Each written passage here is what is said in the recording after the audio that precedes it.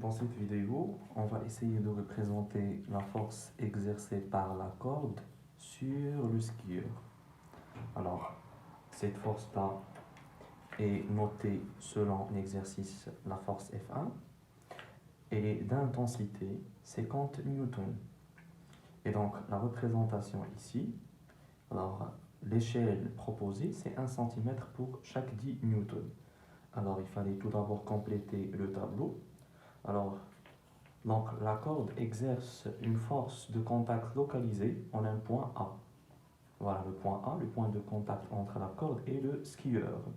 Donc, le point d'application de cette force est le point A. La droite d'action est la droite oblique passant par A et le point B. Donc, vu qu'une droite oblique ne peut pas être définie par un point, donc on va écrire ici la droite AB. Donc la droite d'action, c'est la droite AB. Le sens, bien sûr, la corde tire de A vers B. De A vers B. L'intensité, alors la notation proposée par l'exercice, c'est F1 vecteur.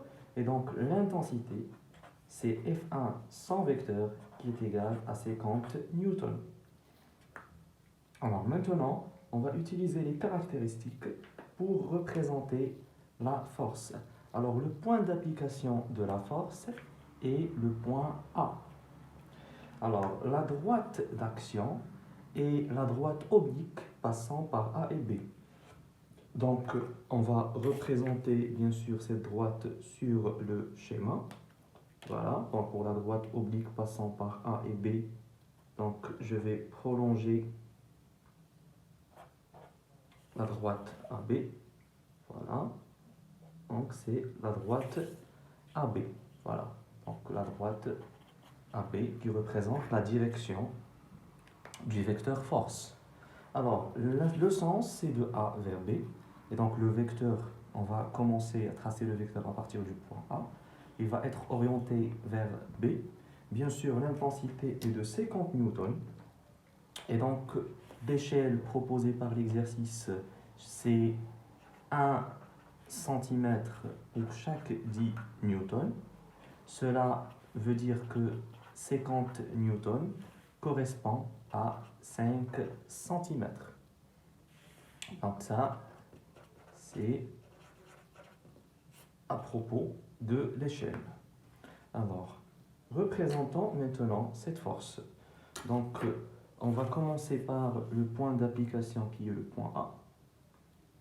Donc, le vecteur force, bien sûr, sera porté par une droite qui est la droite AB. Bien sûr, sa longueur est de 5 cm.